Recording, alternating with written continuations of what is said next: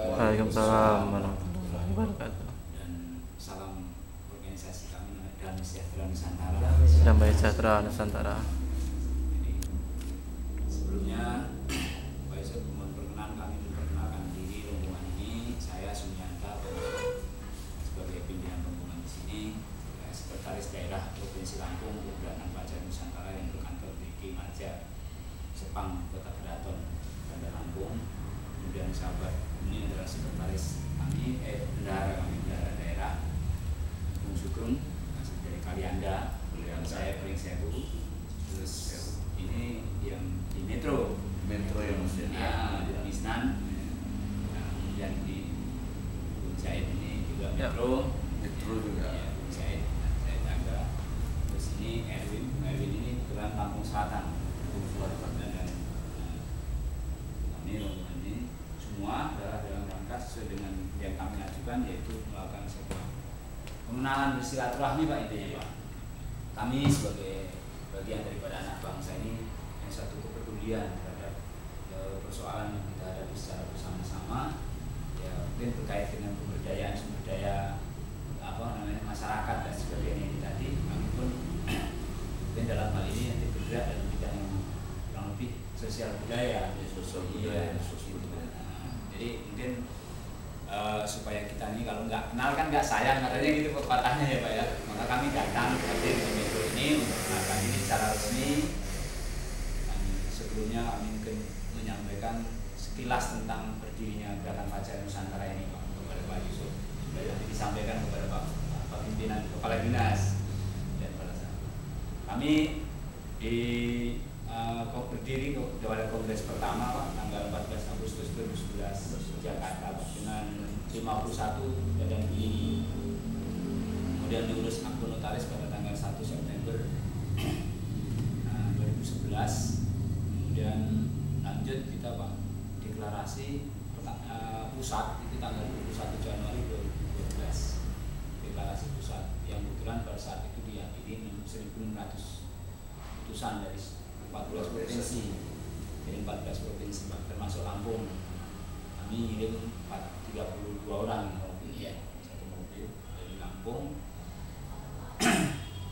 Waktu itu diajarkan di Jakarta International Expo, 14 provinsi, dan kami di Lampung, Gerakan Fajar Nusantara Lampung ini deklarasi pada tanggal 30 Juni 2012-nya. Bulan kemudian kami deklarasi provinsi yang kami adakan di Taman Budaya Nasional Lampung, Budaya Lampung. Yang jalan di Lampung, bukan Lampung, dan jalan lintas jalan 2 ya, jalur 2 itu jalan itu. Kami undang semuanya sudah Pak, sebenarnya semua elemen yang ada di Lampung ini kami undang, masuk dari Pak Gubernur sampai tingkat polsek sampai kecamatan. Kemudian setelah itu dalam perjalanan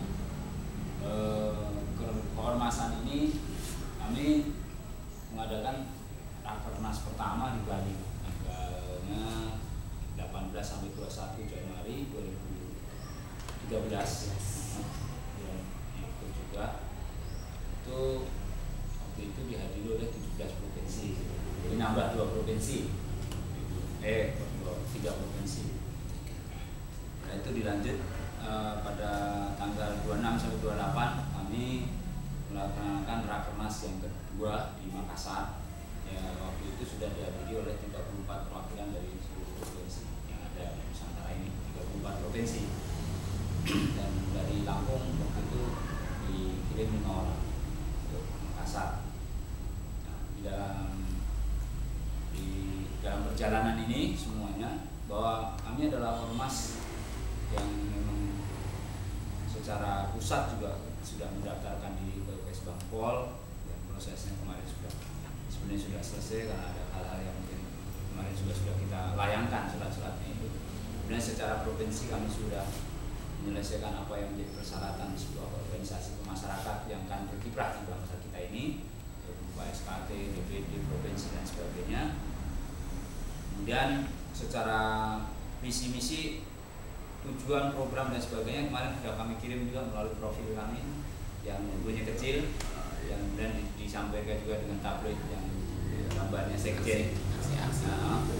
Bukan aksi-aksi kami di bidang sosial budaya itu, yang intinya bahwa kami Gerakan Fajar Nusantara ini hadir di tengah-tengah masyarakat, terutama di hari ini di Bumi Lampung dan juga di Metro ini, sama-sama ingin ikut berkiprah atau mengambil bagian dalam rangka untuk bersama-sama berkontribusi terhadap Metro, terhadap Lampung, terhadap bangsa Nusantara ini dalam rangka untuk memenuhi atau mewujudkan cita-cita yang sudah dituangkan di dalam Pembukaan Undang-Undang Dasar Linia yang keempat. Dalam rangka mari kita lindungi segenap bangsa dan seluruh tumpah darah Indonesia. Yang hari ini banyak elemen bangsa yang bergerak secara radikal dan sebagainya. Nah, mari kita bergandeng tangan untuk mengatasi itu dengan duduk bersama, berdialog, sehingga itu tidak muncul di bumi kita. Kembali kepada asas ketuhanan yang Maha Esa. Jadi sesuai dengan komitmen para The Founding Father kita, bahwa sejak awal sudah dikomitmenkan, bahkan sudah dituangkan dalam undang-undang di alinea keempat tadi, bahwa negara ini dibangun atas dasar ketuhanan yang Maha Esa. Kemudian juga dikuatkan lagi, dipertegas lagi dalam pasal 29 bahwa negara atas dasar ketuhanan yang Maha Esa. Maka Gerakan Fajar Nusantara ini memberanikan diri membawa misi Tuhan atas nama Tuhan yang Maha Esa. Artinya segala pikir, kata, dan perbuatan ini kita berusaha untuk mengikuti apa yang menjadi kehendak dan rencana Tuhan semesta alam di dalam menjadikan bangsa yang kita cinta ini bangsa yang besar, sebenarnya ini menjadi bangsa yang dihormati oleh dunia.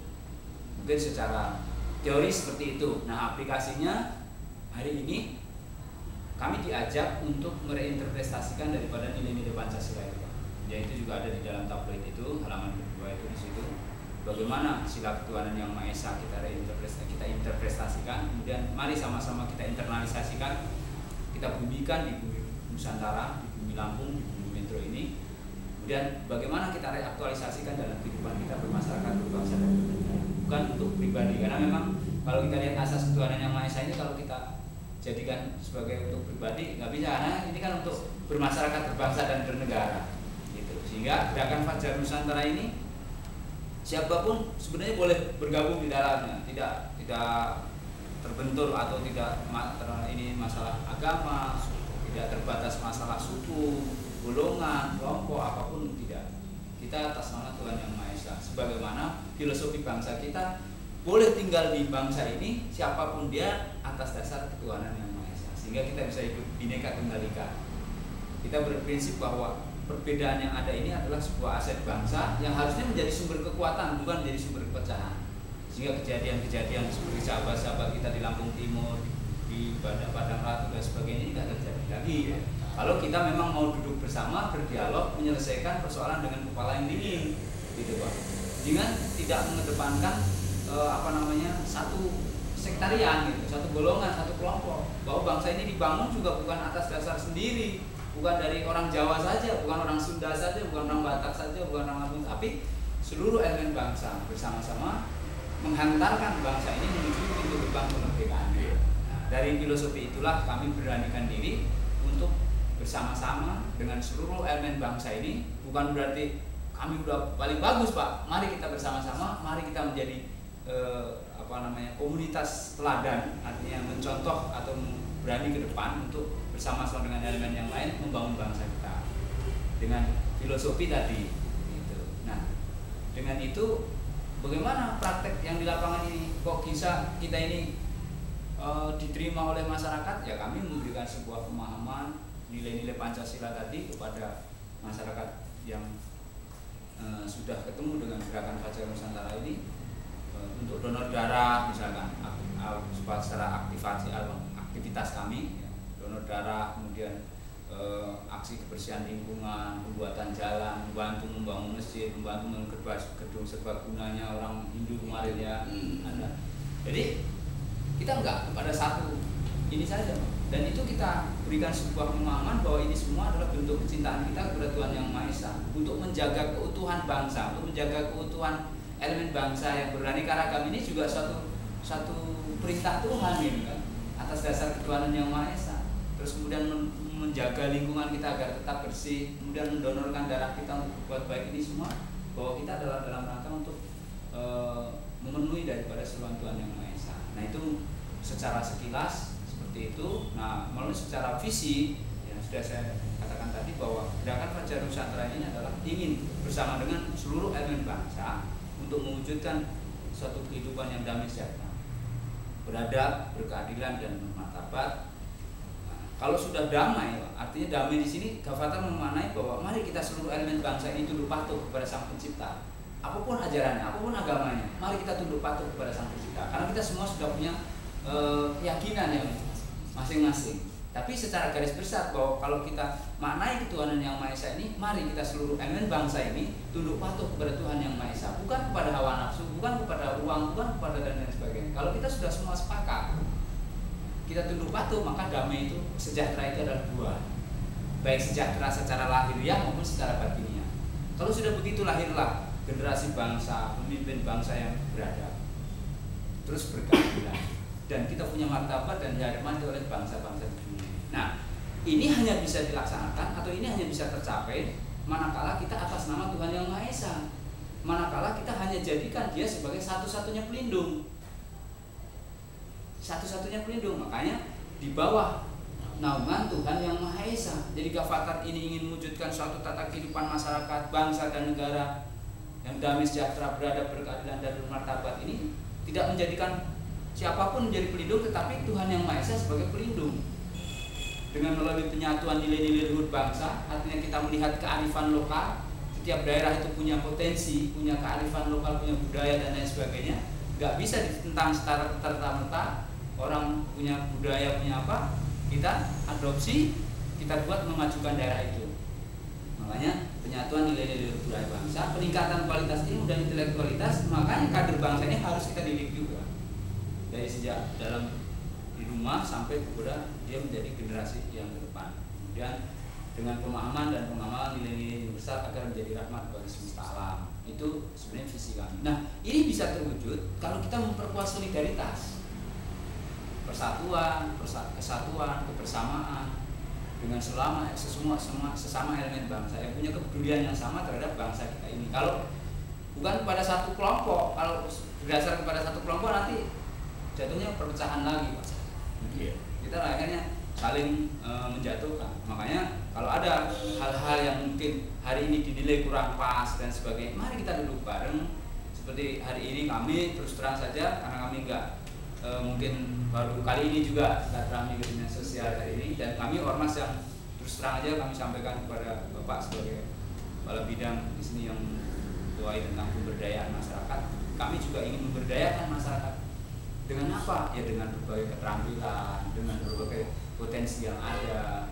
Bahkan katakanlah tadi dengan bekas kopi kita bisa jadikan dia potensi untuk menghasilkan dan bisa memperbaiki taraf hidup mereka. Memang inilah yang dituntut hari ini. Sehingga kita juga ada bidang yang namanya bidang kesehatan, ekonomi dan kesejahteraan masyarakat di ormas kita ini, di ormas Gerakan Fajar Nusantara ini. Itu. Jadi inilah yang kami bawa dan inilah yang kami tawarkan kepada elemen bangsa yang ada di Nusantara ini. Itu yang sementara, nanti kalau ada yang Pak Yusuf perlu bertanyakan dan sebagainya, kami bisa jawab. Untuk sementara itu pengenalan dari kami Gerakan Fajar Nusantara, dan untuk di Lampung ini ya di 15 kabupaten kami walaupun baru pilar-pilarnya, karena memang kan perlu ada orang yang mau berani untuk kita. Di Lampung 15 kabupaten ini sudah ada semua. Iya. Cepat sekali ya.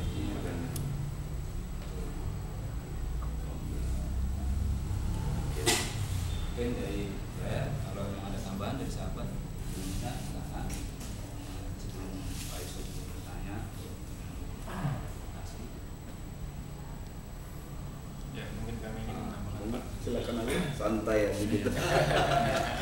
Bukan penjelasan kepada atau eksekutif. Jadi sebagai mitra sharing. Jadi bicara masalah bangsa, Pak.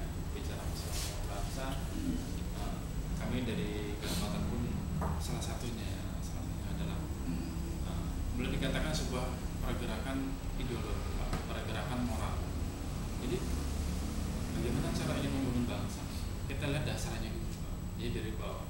Salah satunya adalah kalau kita lihat bangsa ini berdasarkan asaskan Pancasila, itu kita tawarkan tahun kita sampaikan kepada masyarakat kita ini bahwa Pancasila adalah yang harus dibumikan karena sebagai dasar negara. Yang namanya dasar sebuah bangunan ibaratkan sebagai fondasi itu harus kuat betul Pak, kan begitu. Jadi manakala dasar negara itu sudah rapuh, sudah tidak digunakan atau tidak diperkenalkan kepada elemen bangsa ini, tentunya akan tumbuh bangunan itu akan runtuh karena dasarnya itu tadi tidak tepat. Makanya kami salah satunya adalah memberikan sebuah nilai-nilai yang terkandung dalam Pancasila itu kita sampaikan kepada masyarakat saya. Ternyata kalau kita gali lagi Pancasila itu adalah sebuah bentuk, boleh dikatakan sebuah pemahaman yang langka, ya, pemahaman langka. Kenapa? Karena kalau kita lihat dulu, zamannya dulu kita ada yang namanya pelajaran tahu tentang Pancasila, butir-butir Pancasila itu sampai empat itu dulu. Tapi saat ini sudah nggak ada lagi Pak, sudah nggak ada lagi. Dan bahkan kalau dulu seorang CPNS yang diterima aja, dia paling tidak dia pernah mengikuti pola semacam apa itu, katakanlah nilai Pancasila itu kan mesti diletakkan batu pertama sebelum mereka mengenal pekerjaan itu. Dan itu justru itu juga sudah nggak kelihatan lagi sebenarnya. Itu kita rasakan karena dulu kita pernah hidup di masa itu. Iya, sama Pak. Betul. Silakan. Jadi kembali ke Pancasila tadi. Jadi saat ini memang kita nggak perlu mempermasalahkan para pendiri bangsa ini saat ini yang berkuasa. Jadi pada intinya kita hanya menyumbangsikan. Kita hanya sekedar mengevaluasi karena kita sebagai anak bangsa ini kita pun mempunyai hak untuk melihat di sisi itu dan bagaimana cara kita untuk melakukan itu.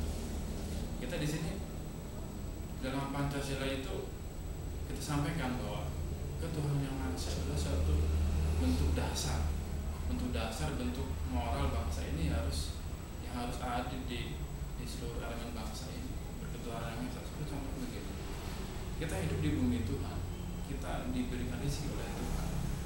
Nah, jadi sudah menjadi fitrahnya manusia itu bahwa kita harus berketuhanan yang maha esa tadi, atau dengan menggunakan tata cara hidup dengan yang diberikan oleh saat itu sistem berketuhanan yang maha esa.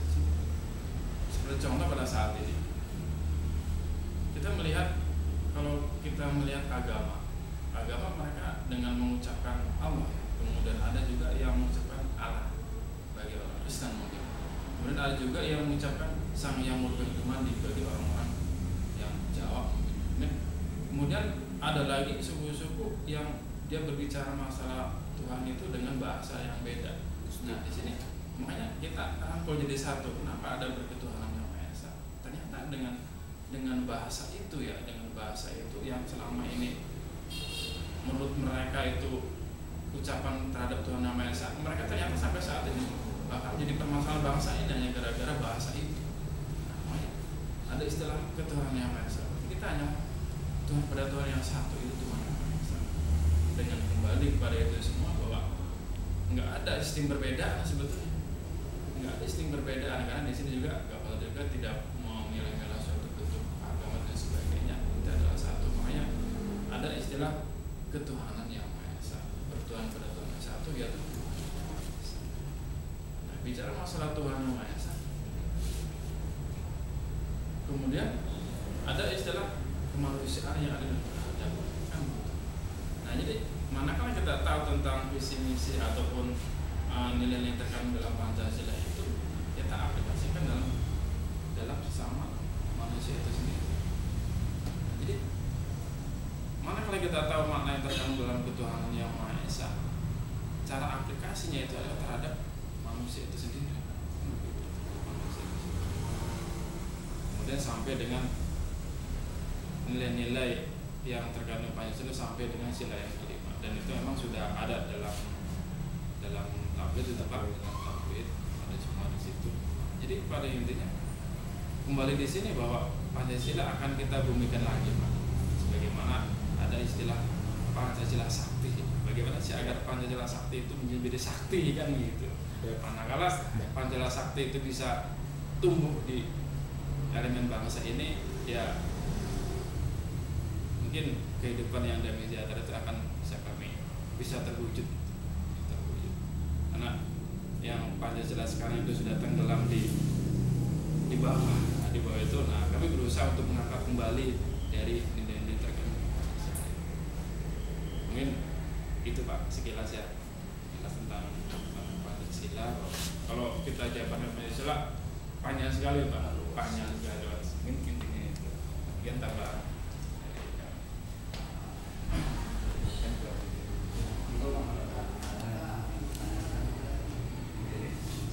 Mungkin teman-teman dari Metros wawasannya. Baik. Saya dalam hal ini mungkin saya cukup mendengarkan saja.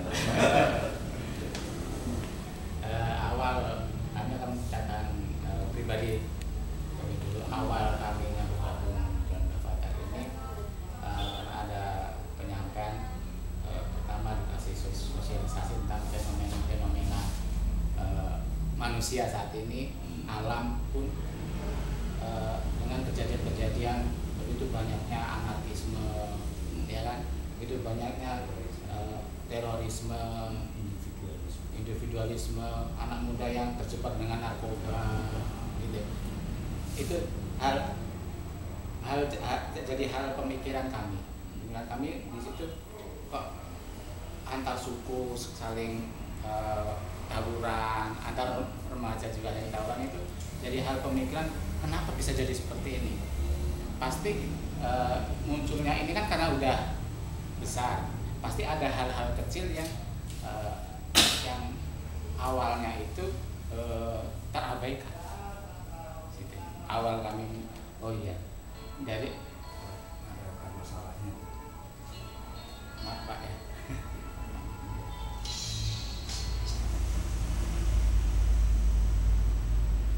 Nah di situ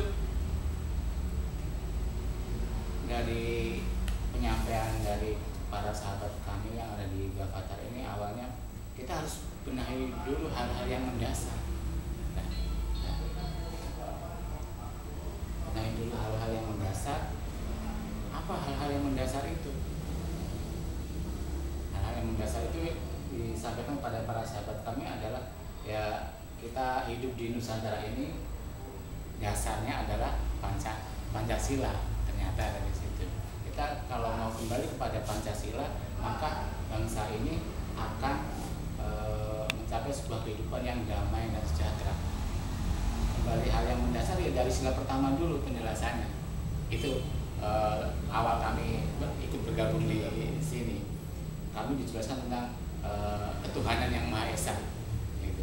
Ketuhanan yang Maha Esa pasti kan ketuhanan yang Maha Esa itu ada di sila pertama. Nah, pasti ada runtutannya, maksudnya ada hubungannya dengan sila kedua. Ternyata Tuhan yang Maha Esa, karena kita semua di sini di Nusantara adalah semuanya beragama, banyak bermacam-macam agama, yang otomatis adalah penyatuan nggak bisa kita pakai dengan satu golongan. Sebelumnya kita pakai agama Islam saja atau pakai agama Kristen saja, tidak bisa berpecah belah. Ternyata kita kembali lagi kepada Nusantara ini adalah ya Tuhan, itu bahasa kebersamaan, ya bahasa nasional, Tuhan yang Maha Esa. Kita harus kembali pada Sang Pencipta, yaitu Tuhan yang Maha Esa. Nah, kalau manusia itu sudah istilahnya yakin dengan bahwa yang menciptakan itu adalah Tuhan yang Maha Esa, otomatis ada runtutan di sila kedua, manusia itu akan jadi adil dan beradab. Istilahnya di situ. Awal kami bergabung, bagaimana manusia itu bisa adil dan beradab? Ternyata harus kembalikan lagi kepada Sang Pencipta, yaitu Tuhan yang Maha Esa. Fenomena saat ini, fenomena di Nusantara saat ini, bangsa saat ini adalah saat ini satu contoh ngomongin uang saja, orang tidak akan bisa adil, ya kan? Ngomongin kondisi saat ini, bukti nyata saat ini. Ternyata saat ini banyak manusia-manusia yang sudah tidak beradab lagi, berarti lupa dengan dasarnya yaitu Pancasila di Nusantara ini. Jadi banyak kebiadaban di Nusantara ini. Nah, itu yang terjadi di Nusantara ini, mau tidak mau kita pahami di situ. Kemudian ketika manusia itu sudah beraplikasi dengan manusia itu menjadi adil dan beradab, karena tadi di sila pertama memahami tentang dia berketuhanan yang Maha Esa. Kalau orang itu sudah tidak adil dan beradab, secara otomatis kasarnya ngomong, ya berarti orang itu tidak bertuhan, istilahnya kasarnya ngomong. Nah, kalau sudah adil dan beradab, ada urutan lagi di sila ketiga kan, gitu kan Pak ya sebenarnya urutannya, yaitu akan tumbuh namanya persatuan, maksudnya kebersamaan. Kita semuanya di sini adalah saudara, gitu. Tidak akan muncul yang namanya anarkisme, karena kita semua saudara ciptaan Tuhan yang Maha Esa, gitu. Akan terus dengan persatuan, ini persatuan Indonesia. Karena bagaimana bisa tumbuh persatuan Indonesia? Manusia itu harus adil dan beradab dulu ternyata. Bagaimana manusia itu bisa adil dan beradab? Harus kembalikan lagi ke Tuhannya dulu di sila pertama. Itulah yang membuat kami yakin kami bergabung di Gavatar ini awalnya di situ. Ternyata awalnya harus kita benahi dulu dari hal-hal yang mendasar, yaitu di sila pertama dulu. Dengan tadi unsur yang ngomongin adalah kembali pada moralnya. Ya, terjadi banyak kemerosotan di sini orang. Bukan semuanya, tapi dengan bukti yang nyata ini kebanyakan. Gitu. Kenapa bisa ada, apalagi anak-anak muda sekarang dengan seks bebas, mudah sekarang Pak ya, itu tidak bisa kita pungkiri. Kadang kita kalau sudah punya anak besar itu ya sedih juga, apalagi anak kita cewek, sedih juga. Itu yang cewek tentang seks bebas, khawatir orang tua sudah pada khawatir sebenarnya. Kemudian yang laki-laki punya anak laki yang narkoba, itu mengintai generasi bangsa saat ini. Nah, Gavatar ini ingin kembali lagi tadi hal yang mendasar itu. Maka nanti tuntutannya sampai kepada sila kelima nanti, keadilan sosial bagi seluruh Indonesia. Itu kan wacana kami di sini itu belum terwujud, keadilan sosial bagi seluruh rakyat Indonesia. Yang dulu Bung Soekarno menyatakan bahwa bangsa ini akan menjadi mercusuar dunia. Itu yaitu tadi harus mengaplikasikan kelima Pancasila itu. Itu yang awal kami bergabung di situ. Dan hal-hal yang mendasar itu bagaimana? Ya dengan menjaga alam ini. Makanya kita mengadakan aksi-aksi sosial, mungkin hal sepele, bersih-bersih lah. Kita sepele mungkin ya. Jangan sampai buang sampah sembarangan, timbul banjir di situ kan. Yang itu nyata-nyata. Yang nyata-nyata. Kita aplikasikan persatuan gotong royong. Nah, kemudian kita dengan kebersamaan, peduli dengan manusia, dengan donor darah, gitu. Itu yang sebenarnya dari hal yang mendasar sebenarnya dari situ untuk menumbuhkan moral bangsa ini kembali. Karena gotong royong sekarang udah liter lah ya Pak ya. Ya walaupun ada, apalagi di perkotaan. Donor darah ini sudah membangun satu ini. Donor darah ini kan jadi nggak membedakan golongan manapun. Yang membedakan golongan darah A, B, C, A, B. Kalau mau agama apa, golongan apa, nggak peduli. Dia mau dikasih ke siapa, jadi cocok sesuai itunya kan. Itu artinya bahwa Tuhan sudah mengajarkan kepada kita tentang begitu kasihnya dia kepada semuanya. Dan hari ini Gavatar ingin mengejawantahkan apa yang menjadi sifat Tuhan dari Pak untuk masyarakat bangsa ini. Jadi kalau saya ini lagi, saya sambung lagi masalah tadi bahwa inilah kita ingin mengejawantahkan apa itu sifat Tuhan Rahman dan Rahim atau kasih dan sayang tadi. Semua hari ini Tuhan nggak membedakan dikasih, mau yang baik, mau yang tunduk patuh sama dia, mau yang bangkang dikasih semua. Tapi yang disayang nggak semua. Ya kita juga jadi orang tua, kalau anak yang sudah nggak mau diatur, nggak mau nurut dan sebagainya, kadang-kadang kan terus sampai nanti gitu, mau kemana terserah. Uang jajan tetap Jajan kasih makan nggak dilarang. Iya, tetapi beda. Nah, anak yang masih nurut pasti disayang. Kamu jangan ikutin kakakmu itu. Nah, artinya diberikan bimbingan. Itu bentuk kasih sayang Tuhan. Dari kasih sayang Tuhan semua dari dulu sampai hari ini juga sama. Nah, kami memaknai bahwa kita ini dari sejak Kanjeng Nabi Adam sampai Kanjeng Nabi Muhammad sampai akhir zaman nanti wajib melakukan suatu hubungan seperti hari ini kepada seluruh elemen bangsa tanpa kecuali. Wajib untuk apa? Kita mempersiapkan kader bangsa ke depan ini. Supaya apa kader bangsa ini? Supaya menjadi kader bangsa yang sesuai dengan karakter Tuhan. Gitu. Jadi manusia yang berkarakter Tuhan, dia punya sifat-sifat yang kasih, yang sayang, dan turun-turunan sifatnya itu, sehingga bisa nantinya ke depan secara amanah bisa mengelola sumber daya alam.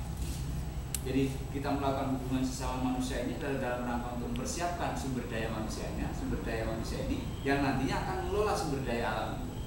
Itulah akhirnya di dalam sila ketuhanan yang Maha Esa ada yang namanya sila ketuhanan yang Maha Esa di sini kan. Jadi kalau dalam bahasa umat Islam kan habluminallah.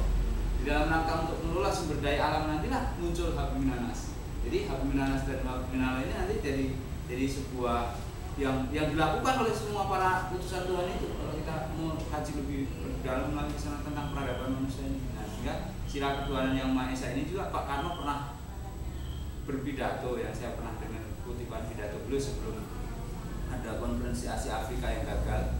Beliau mengatakan bahwa saya bukan pencipta Pancasila, saya hanya penggali. Ternyata nilai-nilai Pancasila itu kalau kita dari runut sejarah dari perjalanan sejarah peradaban Indonesia itu, kalau itu dari sejarah, karena kita ini dulu adalah kerajaan besar, sebelum bentuknya Majapahit ini menjadi kerajaan besar.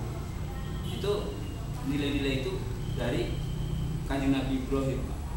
Kalau disebut itu karena Kanjeng Nabi Ibrahim ternyata pernah ke bumi Nusantara ini dengan nilai-nilai ketuhanan yang Maha Esa ini dari Kanjeng Nabi Ibrahim. Nah, inilah makanya percikan daripada sinar Tuhan. Makanya ini bisa menjadi kata Soekarno, Pancasila ini adalah ajaran universal yang bisa dipakai oleh bangsa manapun, apakah kulit putih kah, sawo mateng kah, kulit hitam kah, gitu.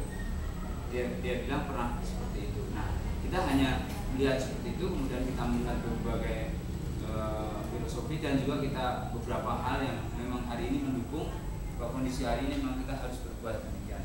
Makanya Gerakan Baca Nusantara hanya mempersiapkan sebuah komunitas alternatif ya, untuk bersama-sama mengajak kepada seluruh elemen bangsa untuk mereaktualisasikan kembali nilai-nilai daripada Pancasila itu. Intinya seperti itu dalam bentuk aplikasi. Sekarang kami akan memperkenalkan buahnya loh. Kalau pohon ini loh, buahnya ini. Nih, ayo masyarakat kita nikmatin ini buah.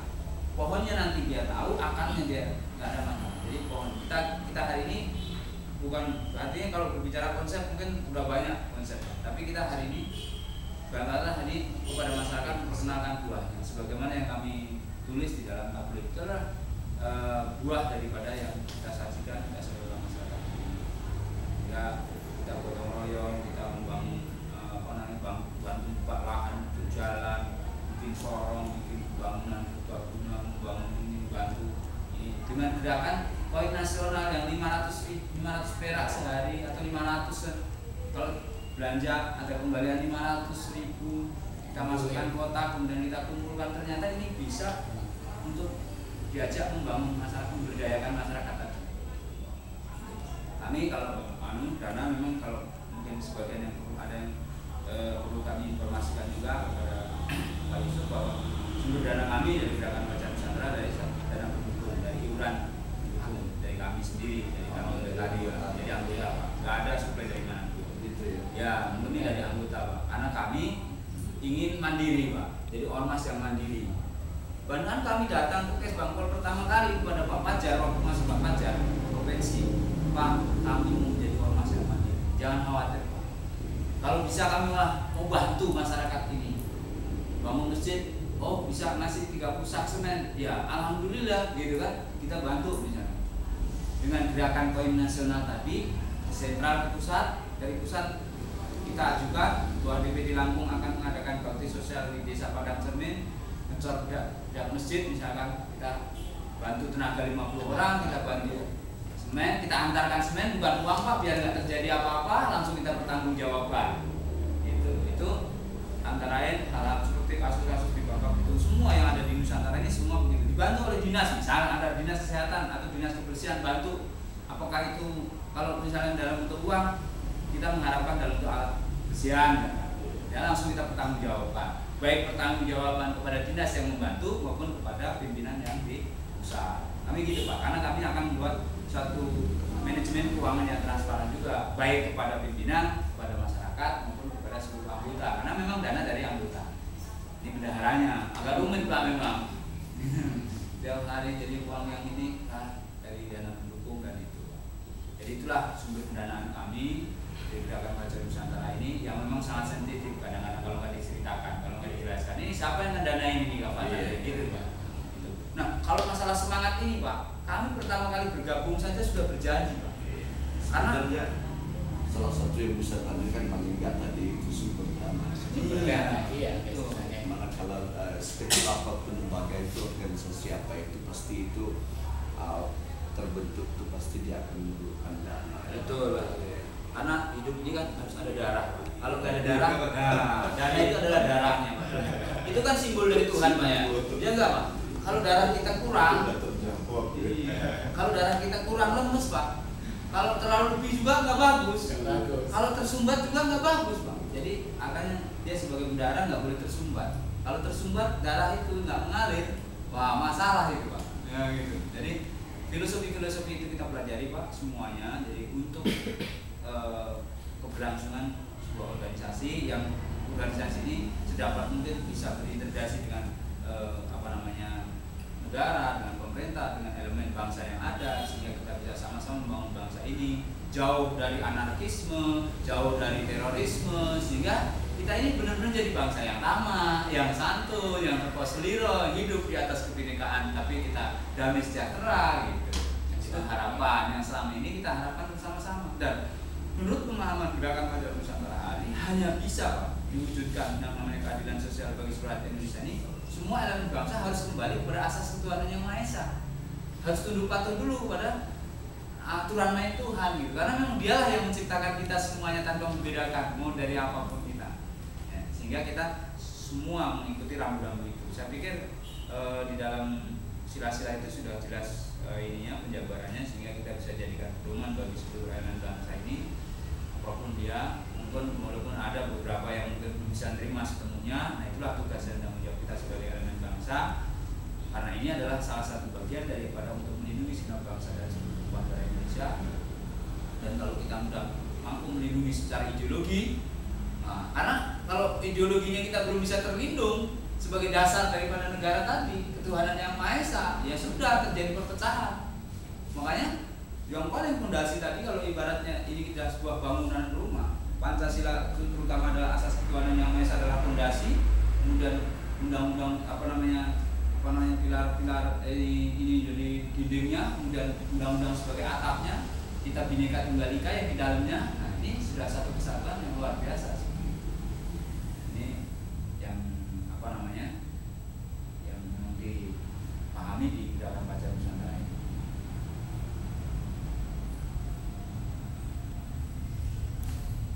Jadi kalau sumber dananya itu Pak. Monggo Mas, ini cuma aqua yang ada di rumah beruangan gadis. Ya, Sambil aja. Nah.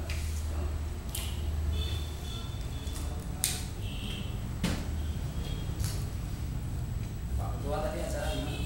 Pak Kepala Dinas Di apa ya, di kota, rakor SKP gitu, rapat koordinasi tingkat kota, rapat bulanan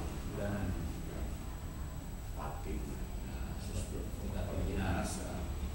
Berarti semua kepala dinas. semua kepala dinas. Ya. Kalau sekretaris ini hubungannya kan apa PKK, kita, kemudian ada juga nanti mungkin dia sudah menghadiri ada rapat kantor kita juga. Jadi untuk penjelasan akan semua yang kita silaturahmi hari ini.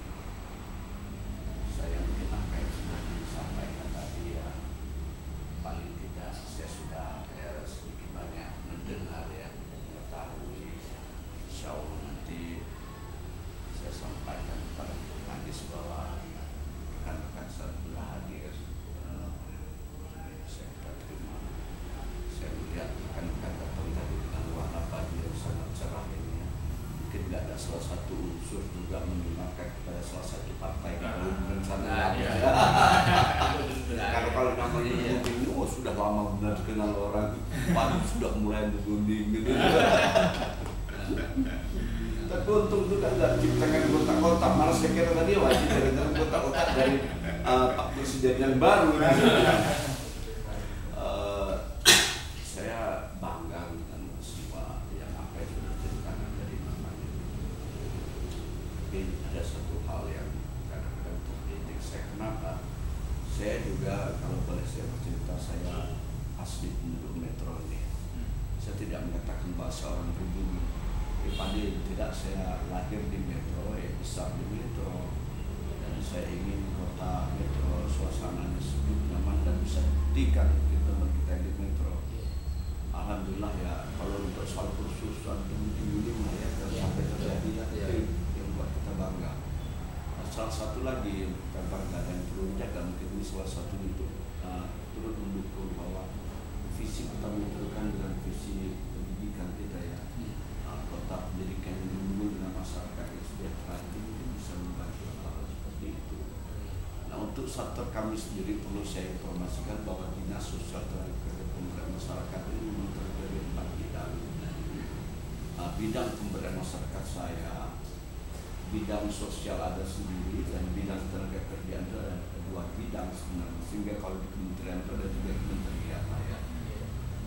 Dan salah satunya ini mungkin secara kelembagaan yang bergabung untuk kegiatan pemberdayaan masyarakat ini banyak yang terungkap, jadi banyak sekali mitnya ya, dengan kegiatan kita tentang bulan bakti gotong royong segala macam. Nah itu memang ada kegiatan pemberdayaan masyarakat. Bulan bakti gotong kita itu ditumbuh kembangkan kembali di pusat itu sampai sekarang itu kita dilombakan untuk kegiatan seperti sudah mendarah daging aja ya, kok mesti dilombakan? Ada apa kan? Waktu pertama kali ada program itu pun saya bertanya-tanya. Mestinya itu nggak perlu lagi, itu sudah jadi budaya. Betul. Tapi menurut saya karena saking itu sudah mulai luntur, ya, mengingatkan kembali pada anak bangsa ini ya. Itu loh yang dulu itu perlu ditumbuhkan kembali. Betul. Bicara saja. Nah, waktu ada program itu tahun pertama itu dari Kementerian Dalam Negeri, memang itu salah satu program ke PMD-an mungkin dengan pemberdayaan masyarakat, pembangunan masyarakat. Ada surat dari Kementerian itu bahwa itu akan dilaksanakan kegiatan itu. Tahun pertama mungkin mereka lagi pengenalan, tahun kedua kita Provinsi Lampung termasuk yang memberanikan diri untuk mengikuti kegiatan lomba-lomba seperti itu, penilaian kan. Yang mestinya gerakan itu nggak perlu dinilai, yang penting kan kegiatannya tapi daerah-daerah yang pada saat itu agak menolak karena banyak sekali komponen yang harus dilihat penilaian itu. Ya nggak hanya sekedar melihat, tapi ada bukti nyata. Kalau memang di suatu kelurahan itu membangun sebuah gorong-gorong, visilisasi, katakan sekarang persana, posyandu, KKL, lembaga tempat ibadah, tempat sosial dan lain-lain, itu di mana? Berapa besar kisaran dari swadaya masyarakatnya itu? Semakin kecil yang dibantu oleh pemerintah, semakin besar yang tumbuh dari masyarakat, itu akan semakin baik. Tapi tetap pendukungnya mana? Ini bangunannya, ini fotonya, ini daftar hadir masyarakat. Banyak itu yang bantu. Nah, pada tahun kedua itu saya sendiri nggak nyangka, saya fasilitasi keluarga boleh main-main sama Pak Lurah secara kelembagaan mereka kemarin di sini. Kok kita bisa menjuara di tingkat nasional? Yang juara pertama di mana? Jakarta. Saya nggak yakin Jakarta hiruk pikuk begitu besarnya bisa gotong royong kok bisa bagus ya juara pertama. Saya bilang sama wali kota, kalau kata saya itu politis. Membangkitkan kepada provinsi lain. Ini loh ibu kota yang besar begini, gotong royong aja masih bisa, masa kalian provinsi lain itu nggak bisa? Kita yang kecil-kecil, masih aja. Nggak usah kan jauh-jauh dengan turun ada kita. Baru Raman Utara itu kan menjadikan rasa persatuan kita. Iya. Mencoba mungkin rekan-rekan itu bisa fasilitasi sampai ke sana. Khususnya untuk di Lampung, jagalah hal-hal seperti itu. karena Kota Metro mewakili provinsi kita juga yang terbaik nomor 2 setelah Jawa Tengah. Jawa Tengah itu kalau nggak salah itu di Cilacap. Jadi kalau untuk Sumatera bahkan di Indonesia lah juara 2 itu sudah sangat luar biasa. Kita hanya kalau dia murni berarti kita hanya kalah di ibu kota, dan ibu kota itu saya kira hanya sebagai panutan aja ya. Jadi ibu kota ini masih